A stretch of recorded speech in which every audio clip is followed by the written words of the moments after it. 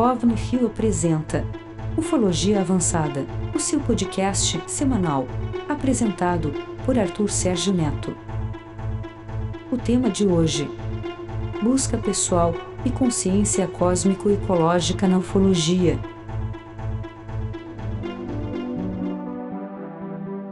Sobre a minha busca, não existe assim nada muito filosofal, não.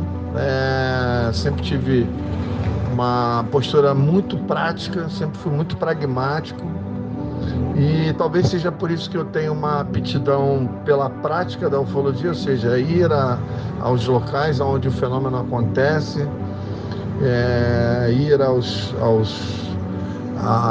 fatos em loco.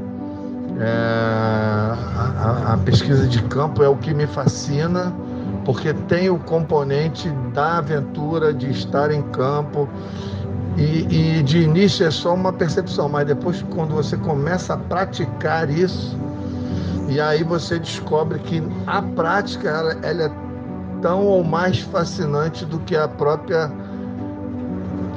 própria possibilidade, entendeu? Então, a possibilidade teórica, a prática é muito mais fascinante. E eu descobri uma coisa muito importante, que todas as pessoas que estão nessa busca sempre são fascinadas pelo mistério, pelo segredo, pelo místico, por toda essa questão. E quando na realidade a gente descobre que quando você está na busca em campo, indo a esses lugares, conhecendo pessoas, desvendando histórias, você descobre que o mistério ele está na própria natureza, ele está nos próprios locais, ele está nas próprias histórias. Histórias essas que você só vai conhecer se você for atrás delas, em loco. E aí você descobre que não há que se ficar inventando mistério, porque o mistério já está implícito. Porque o mundo lá fora ele é muito misterioso. Ele é muito mais misterioso do que os livros contam. O principal está nos fatos. É factual. Todo mistério, toda a mística, ela é factual, porque ela envolve locais, fatos, pessoas, testemunhas. E um exemplo do que eu estou te falando agora: quando a gente está em pesquisa de campo, ou quando a gente está em vigília, ou quando a gente está em busca de alguma história, hoje eu posso dizer isso depois de mais de 30 anos, você descobre que, primeiro, nem tudo que acontece lá fora de místico e de extraordinário é UFO. Já começa por aí. Aí você tem que ter humildade de entender e enxergar e admitir que muito do que acontece lá fora é místico, porque é sobrenatural.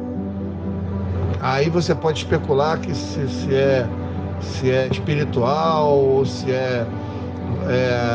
vamos dizer assim, algum fenômeno da natureza, elemental, metafísico, e aí você tem que ter muita segurança e equilíbrio para entender que tem muito mais que a gente não entende, tem muito mais que a gente não sabe absolutamente nada, e acaba que o fenômeno UFO leva toda a fama, né? Leva toda a mística, acaba virando a vitrine, mas os fenômenos sobrenaturais, posso citar aqui como exemplo os fenômenos folclóricos,